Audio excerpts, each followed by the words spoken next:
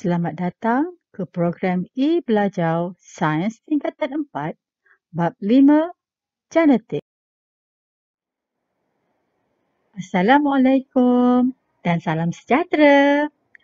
Cikgu Dewi Syuhara binti Abdul Muiz akan menerangkan kepada murid-murid tajuk genetik Bab 5, Standard Kandungan 5.2, fokus kepada pewarisan.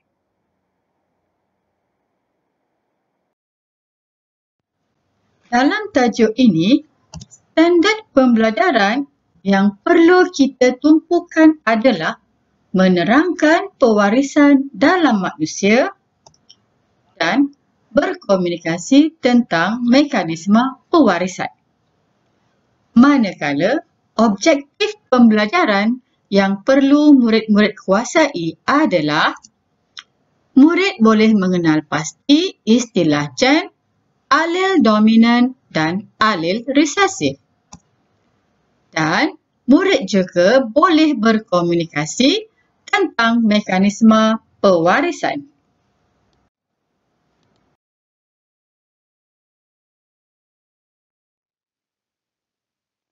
Baiklah murid-murid, sebelum kita meneruskan perbincangan yang lebih lanjut tentang pewarisan dalam manusia, eloklah kita mengenal pasti beberapa istilah yang akan diguna pakai sepanjang menerangkan tajuk pewarisan ini. Yang pertama, pewarisan. Apakah pewarisan? Pewarisan merupakan pemindahan ciri dari satu generasi kepada generasi seterusnya. Ciri pula ialah faktor yang diwariskan. Contoh, warna mata, jenis rambut dan kekidalan tangan. Ciri-ciri ini mempunyai variasi trait. Contoh, mata perang dan mata biru ini adalah variasi trait untuk ciri warna mata. Manakala ciri jenis rambut mempunyai variasi trait sama ada rambut lurus atau rambut kerinting. Manakala kekidalan tangan pula mempunyai variasi trait tangan kanan atau tangan kiri. Gen ialah bahagian atau segmen DNA yang menentukan ciri-ciri individu. Setiap gen terdiri daripada sepasang alel. Terdapat dua jenis alel iaitu alel dominan yang biasanya ditulis dengan huruf besar dan alel resesif diwakili dengan huruf kecil.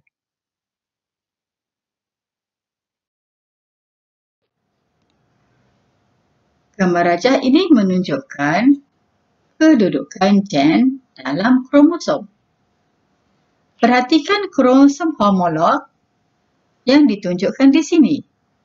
Homolog menunjukkan bahawa kromosom ini adalah kromosom yang sama jenis, sama saiz, sama bentuk. Setiap kromosom terbina daripada rantaian DNA dan protein. Setiap DNA terdiri daripada gen. Dan pada setiap lokus gen, di sini, perhatikan di sini, setiap lokus gen terdiri daripada sepasang alel. Yang mana sepasang alel ini mungkin terdiri daripada kedua-duanya alel resesif atau kedua-duanya alel dominan atau satu alel dominan, satu alel resesif.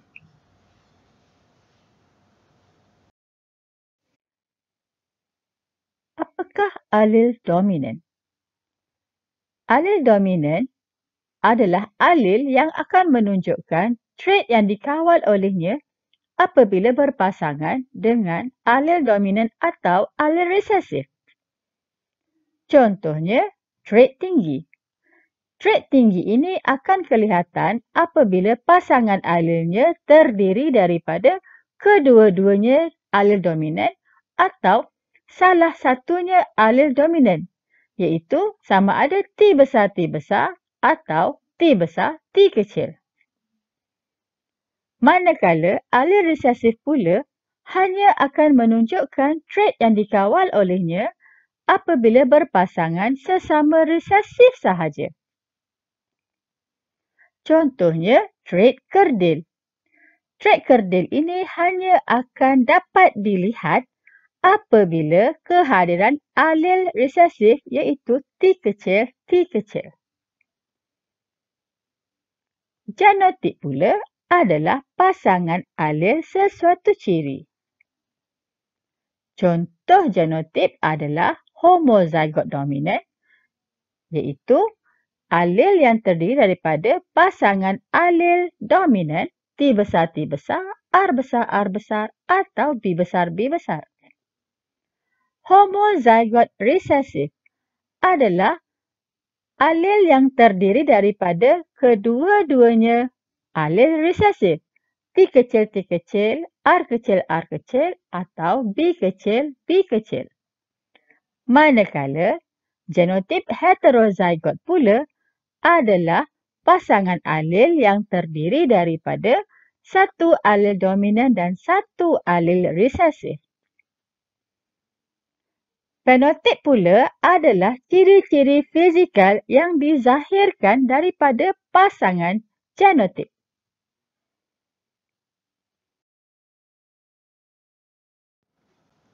Sebelum kita meneruskan perbincangan di bawah tajuk mekanisme pewarisan, mari kita berkenalan dengan tokoh genetik. Gregor Mendel dikenali sebagai bapa genetik. Beliau dilahirkan pada tahun 1822 dan telah meninggal dunia pada tahun 1884. Gregor Mendel telah memperkenalkan hukum Mendel pertama atau juga dikenali sebagai hukum segregasi.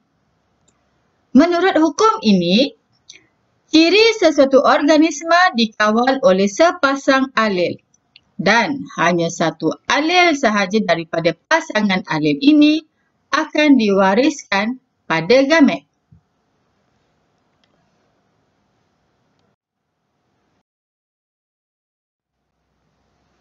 Bolehkah kita tentukan apakah kebarangkalian untuk mendapatkan anak perempuan atau anak lelaki apabila seseorang ibu itu mengandung?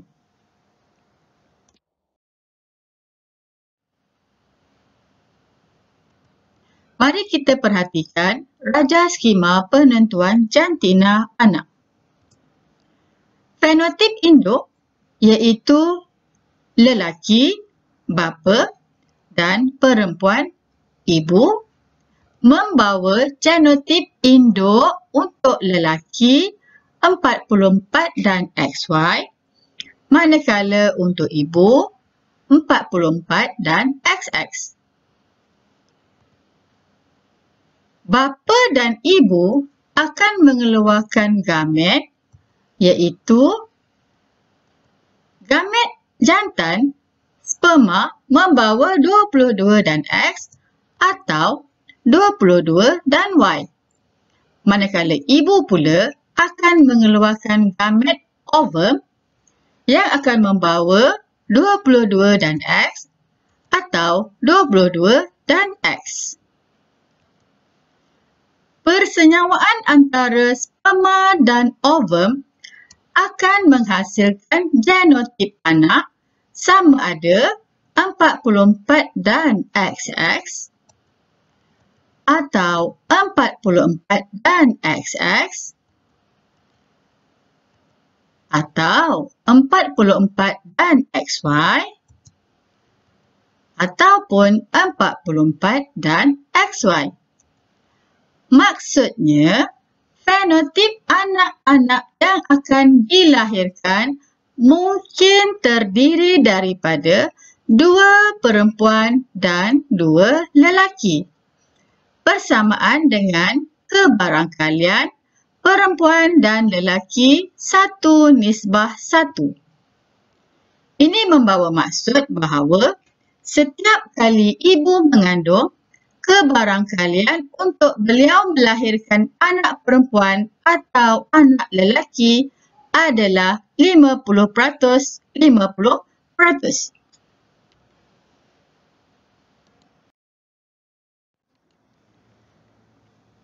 Mari kita kaji kacukan monohibrid. Dalam kacukan monohibrid ini, cikgu mengambil contoh pokok kacang pea. Pokok kacang pea yang diambil adalah pokok kacang pea tinggi dikacukkan dengan pokok kacang pea rendah. Genotip untuk pokok kacang pea tinggi adalah T besar T besar, manakala genotip untuk pokok kacang pea rendah adalah T kecil T kecil. Semasa meiosis, pokok kacang pea tinggi akan menghasilkan gamet T besar dan T besar. Manakala pokok kacang pea rendah pula akan menghasilkan gamet T kecil dan T kecil. Hasil persenyawaan antara gamet-gamet ini akan menghasilkan genotip F1, iaitu filial 1, T besar T kecil, T besar T kecil, T besar T kecil, T besar T kecil. Maknanya, semua keempat-empat anak yang bakal terhasil daripada persenyawaan adalah mempunyai genotip T besar dan T kecil. Menunjukkan bahawa fenotip F1 semua tinggi.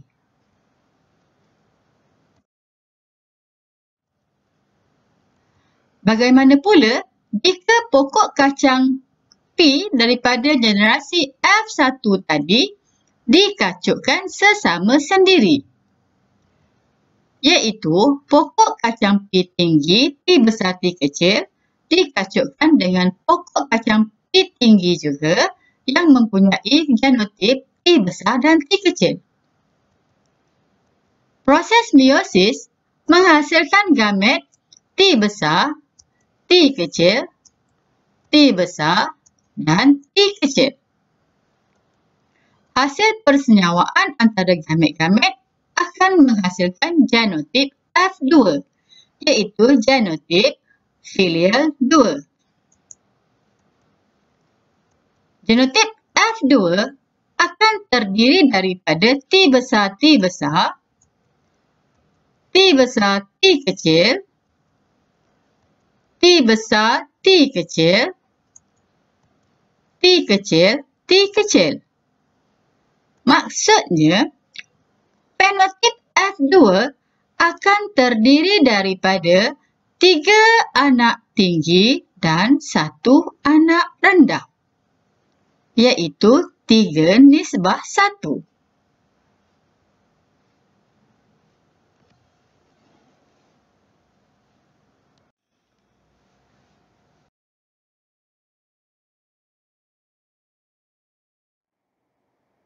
Baiklah murid-murid, untuk mengetahui tahap penguasaan dan kefahaman masing-masing, mari kita cuba menjawab soalan pengukuhan berikut.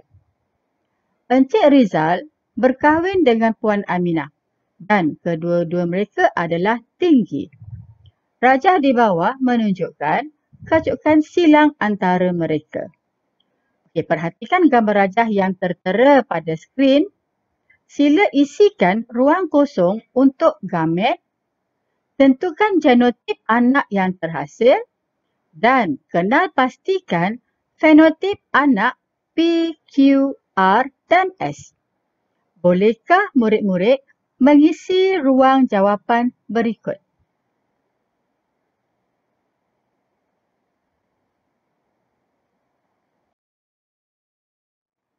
Okey. Mari kita semak jawapan masing-masing. Gamet untuk Rizal adalah T besar, T kecil, manakala gamet untuk Aminah adalah T besar, dan T kecil. Hasil persenyawaan antara sperma dan ovum iaitu gamet jantan dan gamet betina akan menghasilkan genotip anak P, T besar T besar, T besar T kecil, T besar T kecil dan T kecil T kecil. Okey. Apakah fenotip anak? P, Q, R dan S. Ya betul. Tinggi, tinggi, tinggi dan rendah. Maksudnya 3 anak tinggi dan 1 anak rendah. Tahniah.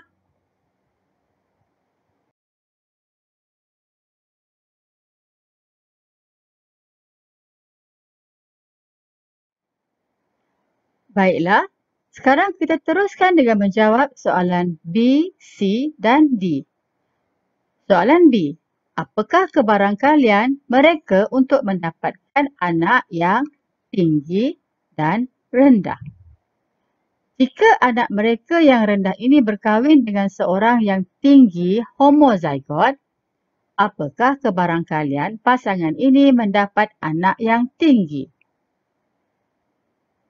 Beri satu contoh lain, kacukkan silang sifat manusia.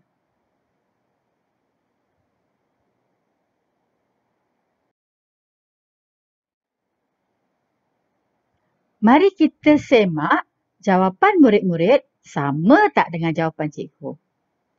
Okay, soalan B.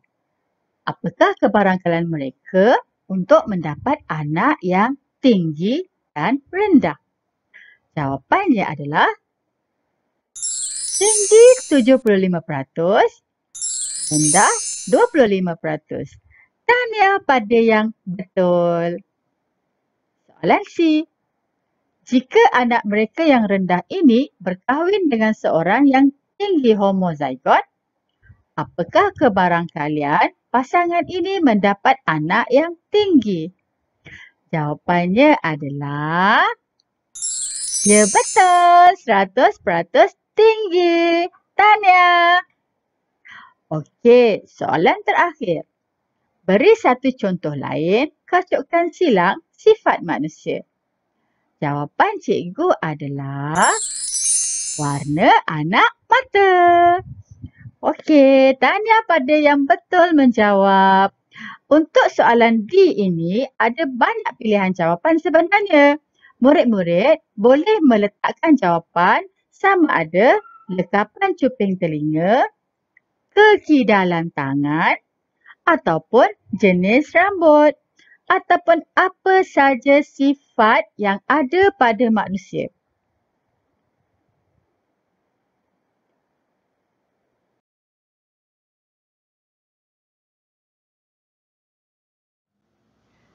Okey semua, terima kasih. Harapnya perkongsian ilmu yang cikgu berikan hari ini sangat bermanfaat pada murid-murid semua dan Assalamualaikum. Bye.